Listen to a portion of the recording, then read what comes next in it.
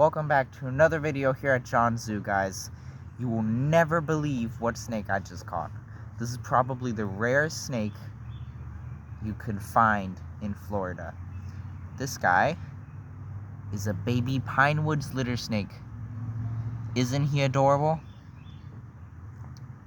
I believe the snake also goes by the name of yellow-lipped snake or brown-lipped snake.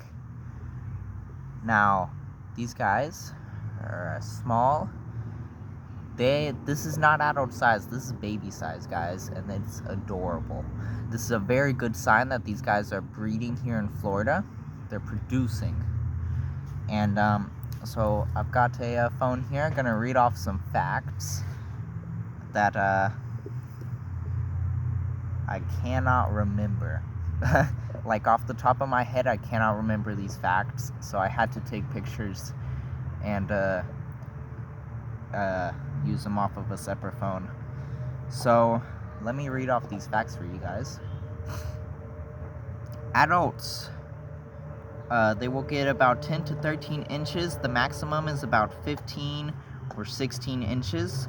This is called, they have a smooth body and a yellowish brown to reddish brown color, and an unmarked body which is light yellow or greenish yellow. This guy is more of a greenish yellow, copperish brown, you know. Very beautiful snake. Very, very beautiful. Let's see, where was I?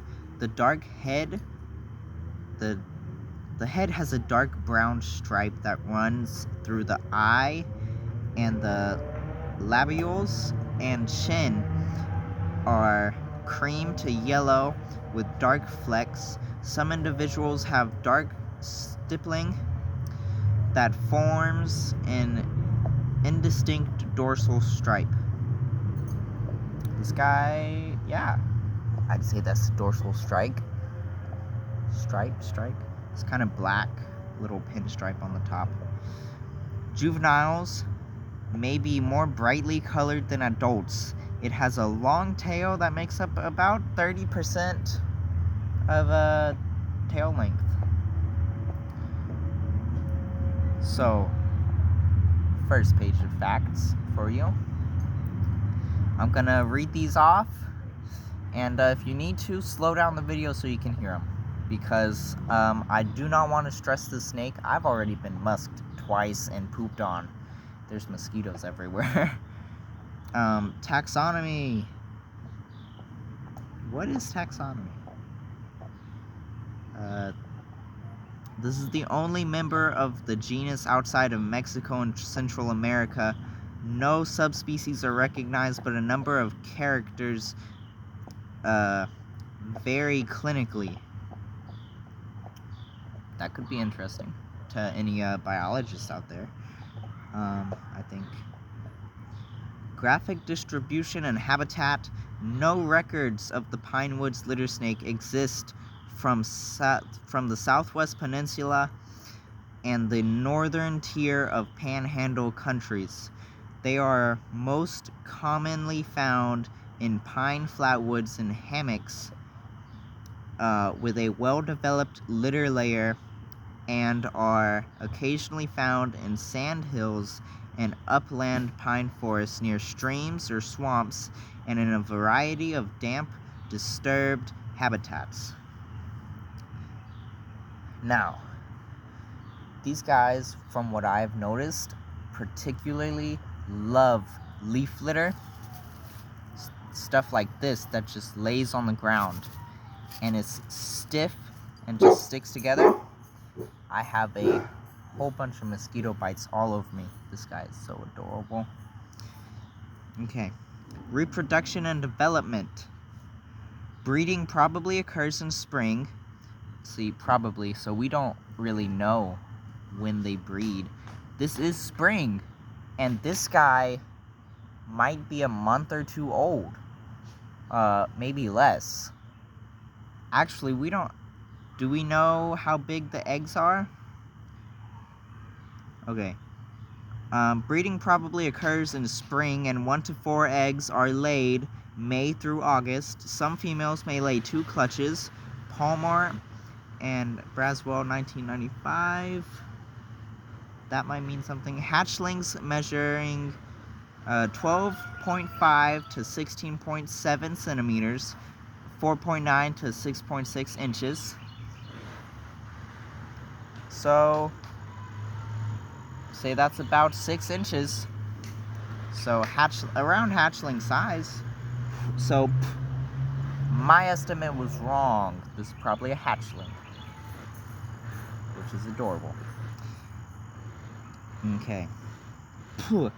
Mosquitoes. Let's see.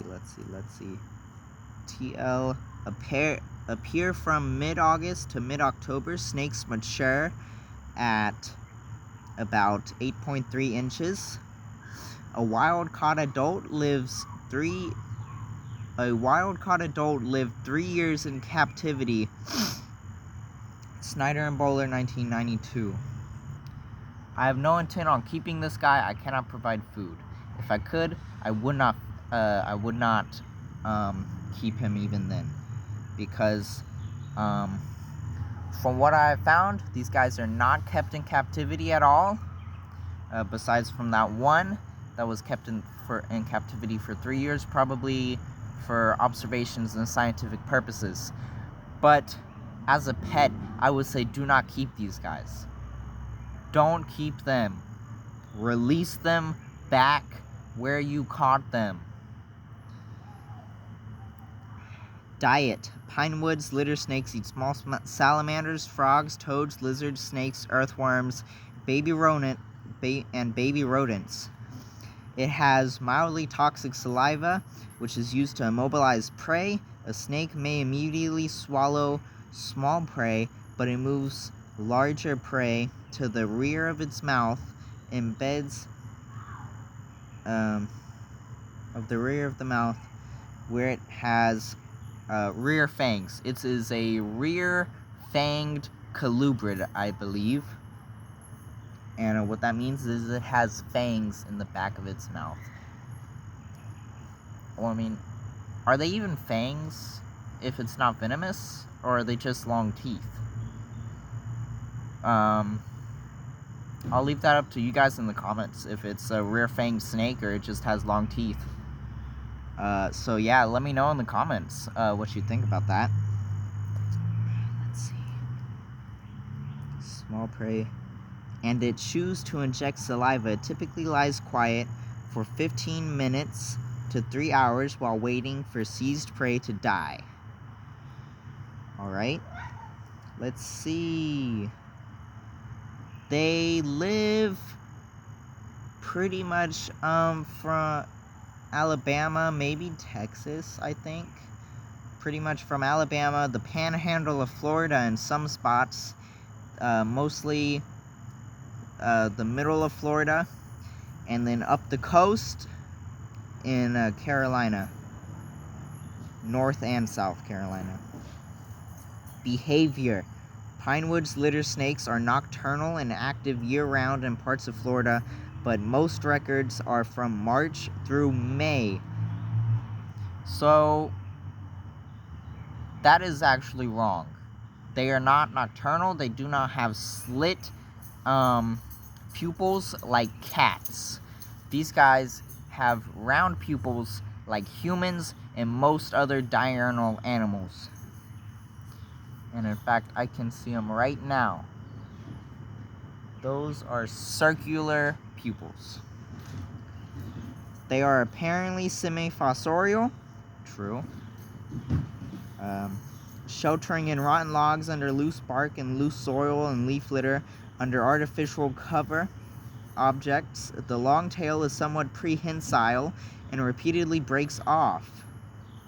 29.4% of 192 snakes had incomplete tails. When found under cover, snakes typically remain motionless. A handled snake expels a brown, foul-smelling musk, but rarely attempts to bite. Its toxic saliva is harmless to humans. So, the prehensile tail thing, I was noticing that a little bit earlier.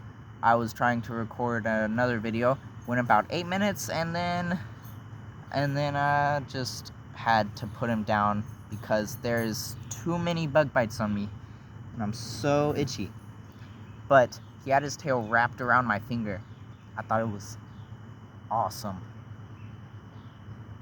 So we're just gonna move you over here.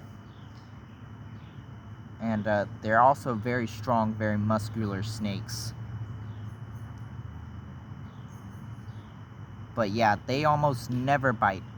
And you can barely see it, but his tail is trying to wrap around my thumb right there.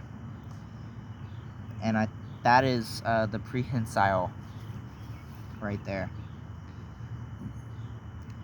Conservation. Ready for this? Conservation, guys. The Pinewood Littersnake can be locally abundant, but its distribution is apparently spotty. Allen, 1939, collected 21 snakes in one day in March near Burbank, Marion Co., and a farmer collected 80 snakes in 30 days from the same area. Snakes can be found in fields, yards, and even truck farms on muck soils. Frequent burning of pine woods is probably detrimental because of the species' reliance on litter and coarse woody debris. Okay, back to another book over here.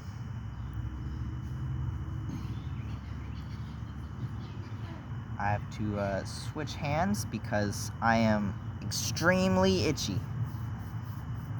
Too many mosquitoes. Should have put on bug spray, but I don't know if that's bad for him, so I won't. Oh, look at that. That is adorable. This is the most adorable snake I have ever seen in my life. Okay, back to the facts. The snakes of this family are grouped here because of... Okay.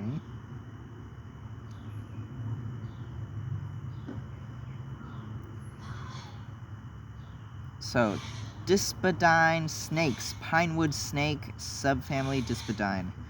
This is another book that I took pictures of. The snakes of this family are grouped here because of hemipenal morphology. If grasped by the tail, some members of the family autotomize these members readily. Now what that means by autotomize is they have the ability to drop their tail and regrow it, kind of like lizards. So when you think about lizards, you know, you can grab one, they drop their tail, and then they regrow it. That's the autotomy ability. That's not true for all lizards, but for some, maybe even most, they can do that. It's called autotomy. Unlike the tails of many lizards, the tail of these snakes does not regenerate. Oh, I was wrong. It does not regenerate. Sorry, guys. It does not grow back like lizards. All members of this subfamily have enlarged teeth at the rear of the upper jaw and have weak venom. So I've been getting mixed results on it. It is either weak venom or toxic saliva. I have a shed from one of these snakes that I took to an environmental scientist, my teacher, who is an actual environmental scientist. And apparently, if the cloaca has a slit, I don't know how exactly she described it, but it's not a venomous snake, so it's toxic saliva. It could be, whatchamacallit, something like monitor lizards have, which is a rudimentary form of venom. Which is basically just like when they were evolving or something like that, they first had venom, but then stopped using the venom, but they still have traces of that venom. Okay. All members of this subspecies have enlarged teeth at the rear of the upper jaw and have weak venom to help them overpower their prey. This subfamily is of primarily neotropical distribution.